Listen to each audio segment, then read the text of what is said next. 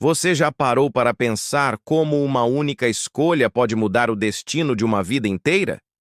Eu tinha apenas 8 anos quando minha mãe me entregou uma caixa de papelão com balas sortidas e me disse: Filho, preciso que você vá para o semáforo. Não temos o que comer hoje.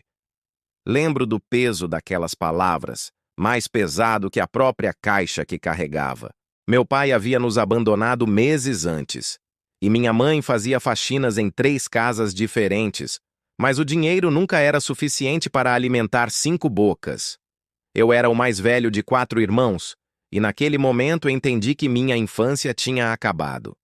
O sol queimava meu rosto enquanto eu corria entre os carros no sinal da Avenida Paulista. Bala, chiclete, amendoim! Minha voz fina competia com o barulho dos motores e das buzinas. A maioria das pessoas desviava o olhar, como se eu fosse invisível. Alguns baixavam o vidro apenas para me xingar, dizendo que criança tinha que estar na escola, não na rua. Como se eu não soubesse disso. Como se fosse minha escolha estar ali, respirando fumaça de escapamento, em vez de estar numa sala de aula. Mas eu continuava. Todos os dias, das 2 da tarde até as 8 da noite, depois que saía da escola pública onde estudava de manhã. Minha mãe chorava escondida quando eu chegava em casa com os pés inchados e as pernas doloridas, mas pegava cada moeda que eu trazia e dividia para o pão do dia seguinte. Eram R$ 20 em dias bons, 10 em dias ruins. Às vezes eu chegava em casa com a mesma quantidade de balas que havia saído e o desespero apertava meu peito de um jeito que eu nem sabia explicar. Foi num desses dias difíceis que tudo começou a mudar. Era uma sexta-feira chuvosa e eu estava encharcado, tremendo de frio, com minha caixa protegida embaixo da camiseta molhada. Um carro preto parou no sinal e o motorista baixou o vidro. Era um senhor de terno, cabelos grisalhos, olhos gentis. Quanto você ganha por dia aqui, garoto? Eu hesitei, mas respondi a verdade. Depende do dia, senhor. Hoje ainda não vendi nada. Ele ficou me olhando por um tempo que pareceu eterno, e então disse: Entre no carro. Vou te dar uma carona para casa. Minha mãe sempre me alertava para não entrar em carros de estranhos, mas havia algo na voz daquele homem que me passou confiança. Ou talvez fosse o desespero da chuva e do frio. Entrei. Durante o caminho até minha casa, ele me fez várias perguntas. Perguntou sobre minha escola, minhas notas, meus sonhos. Eu disse que queria ser empresário, ter minha própria empresa, tirar minha mãe daquela vida. Ele sorriu, e quando paramos na porta da minha casa, uma casa simples num bairro pobre da periferia, ele me deu um cartão.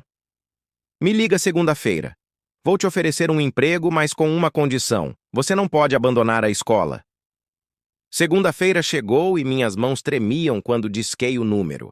O Sr. Paulo, como ele se apresentou, era dono de uma pequena fábrica de doces artesanais. Ele me ofereceu um emprego de meio período na produção, ganhando o triplo do que eu fazia vendendo balas na rua.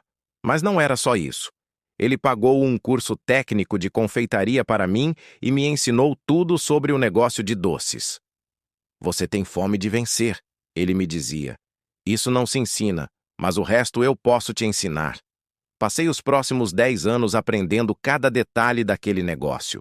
Acordava às 5 da manhã, estudava, ia para a fábrica, voltava para estudar mais. Aos 18 anos, eu já era supervisor de produção. Aos 22, gerente. Economizei cada centavo que ganhei durante esses anos.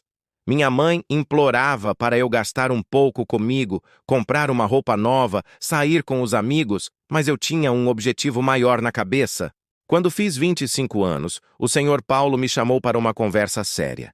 Ele estava doente, com câncer, e queria se aposentar. Ofereceu-me vender a fábrica por um preço justo, que eu poderia pagar em parcelas. Usei todas as minhas economias como entrada e assumi o negócio.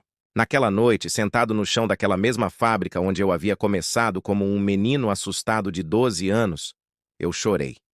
Chorei lembrando do menino que vendia balas na chuva, do desespero, da fome, do frio. Mas eu não parei ali. Peguei aquela pequena fábrica e transformei numa empresa de doces gourmet. Comecei a vender em feiras, Depois abri uma loja, depois 2, depois 10. Hoje, 15 anos depois, minha empresa tem 200 lojas espalhadas pelo Brasil.